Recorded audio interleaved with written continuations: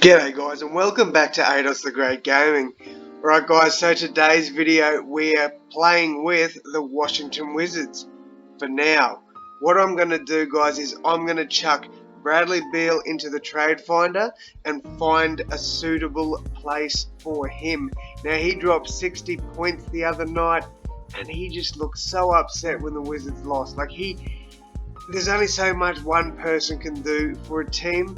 I do respect that him getting drafted there, he wants to play for them and he wants to, get their fans a championship. But I just think he needs to be on a team where he can do that now. He's playing lights out, he is just killing it out there. And I just don't think he's the right fit for this team. I think he needs to be on a team that can contend. Whether that be as a first option or a second option, I'm not sure. But we're going to figure that out in today's episode. Alright guys, so let's hit the trade finder. Bradley Beal to... So 76ers could be an option. The Wizards get two decent players back in Tobias Harris and Seth Curry. That's definitely not a bad option to look at. The second one is the Chicago Bulls. Not going to happen. I don't see Washington or Chicago doing this trade, although Chicago probably would. Cavaliers, again, not going to happen. Memphis is interesting, but I just don't think this trade would go through. Atlanta, possibly, but that's giving up a lot for Bradley Beal. Don't get me wrong, he is definitely a good player, but I just don't think he'd fit that well on the Hawks. Right, so the next one, Miami Heat. This is an interesting one. So Tyler Hero and Duncan Robinson. I think this trade could be a possibility. Washington get their young player in Tyler Hero as well as Duncan Robinson. That is probably a decent trade. However, the 76ers one is still my favorite.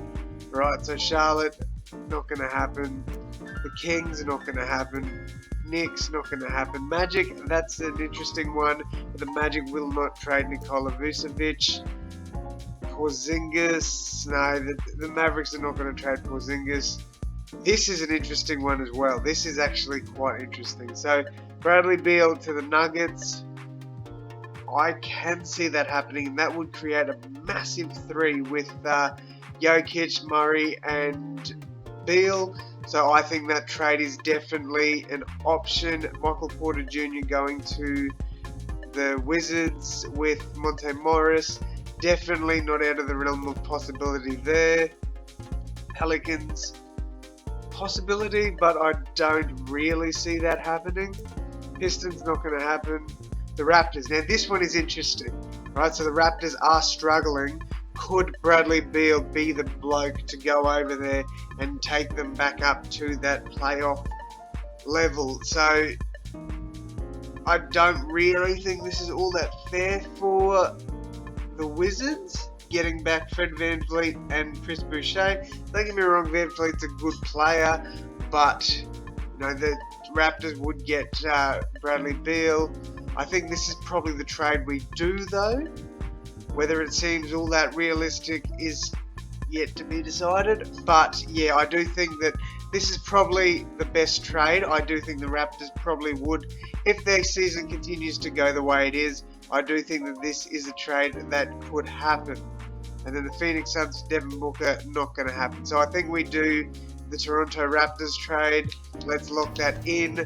What I will do though is I will control both teams. I do want to see how both these teams go with their new players. So let's go through and check it out. Alright, so we'll fix the rotation on the Wizards side. So they're not doing too bad. They'll add in Chris Boucher. I don't mind that. I actually might make Chris Boucher a power, or they've got enough power forwards. I'm happy to run this rotation as it is. Then the Raptors, that's going back to a pretty good team there. Bench is looking pretty good as well. I think that is actually quite a good team. with Bradley Beal joining them. A lot of shooting guards, but I do think we could make one of these guys, probably Terrence Davis, a small forward. Where are we? Small forward, so that just helps their rotation that little bit. And we're back, guys. Sorry about that. Good old 2K doing what it does best and crashing. So I won't touch anything else. We'll just run the rotations we have here. And yeah, so my predictions are Raptors will go 52 wins, and the Wizards will get 38 wins. Alright, so let's just simulate the regular season. We don't want to do trades. Let's see how we go. What's going on? Oh, bloody hell. Regular season, there we go. So 38 wins for the Wizards and 52 wins for the Raptors is my opinion. Could be right, could be wrong, who knows, let's see at the end of the season. So how's everybody enjoying the NBA this year? Like, it's been pretty crazy, the things we're seeing. I'm surprised there hasn't really been too many big trades yet. I suppose it is only like 8 or 9 games into the season, so yeah, the New York Knicks are playing fantastically. Like, that's just, I can't believe how well the Knicks have been playing. They're just, yeah, Julius Randle's taken his game to another level. It's been absolutely amazing. Right, so I missed out on the Wizards by 1, so I said they'd go 38 wins. So that I missed out by 1. Let's see. And I said 52 wins for the Raptors. They go 42. So a bit off there. But yeah, let's check out the players' stats here. So we have Bradley Beal at 26 points, 3 rebounds and 5 assists. So he's definitely down, but he is playing on a team with more players on it. So like better players on it. Pascal Siakam also takes a step back, dropping down there, as does Kyle Lowry. So everybody's taking a hit in scoring there, which is fine. You expect that to happen. The Washington Wizards, so Westbrook, obviously the leading scorer, getting 27 points, 8 rebounds and 7 assists. So not too bad. His similar numbers to last year, actually probably a little bit better there. And then Fred VanVleet does go up. But yeah, we, thought they might do a little bit better. I'm assuming they probably missed the playoffs by 1 spot. They did. 3 games behind there. So the Raptors do make the playoffs. So we will see how that goes for them. So let's jump over to the Raptors.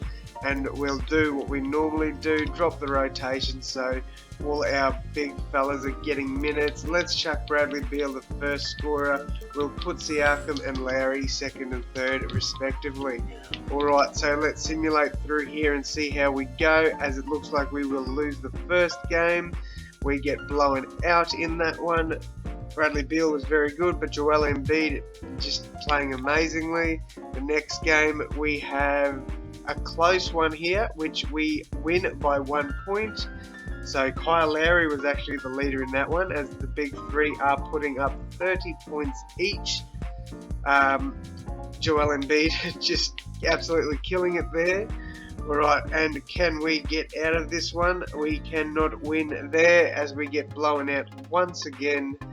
Ben Simmons puts up a triple-double, but Joel Embiid is still the talking point over there, as the Raptors get off to a good first quarter, but look like they're going to blow it. No, they don't. They get the win.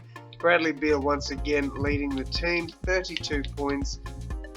Come on, guys, let's get another win here. No, we get absolutely destroyed in that one. Bradley Beal once again leading, but Joel Embiid still doing his thing over there. If we do lose this one, that is it for us. It is looking good for us though, as Siakam gets 34 points in that game. Right, so it is going to be a game 7, guys. That is very interesting. It looks like we might not get out of this one, and we don't. We lose by 3 points. Siakam was the best player on the team there. Alright, so yeah, that will pretty much wrap up this one, guys. So just a quick one here. What we might do in the next one is see what happens if we put Bradley Beal on the 76ers, or if there's any other videos you guys want to see, do let me know, please. Thank you all so much for watching, and I will see you in the next one. Thanks, guys.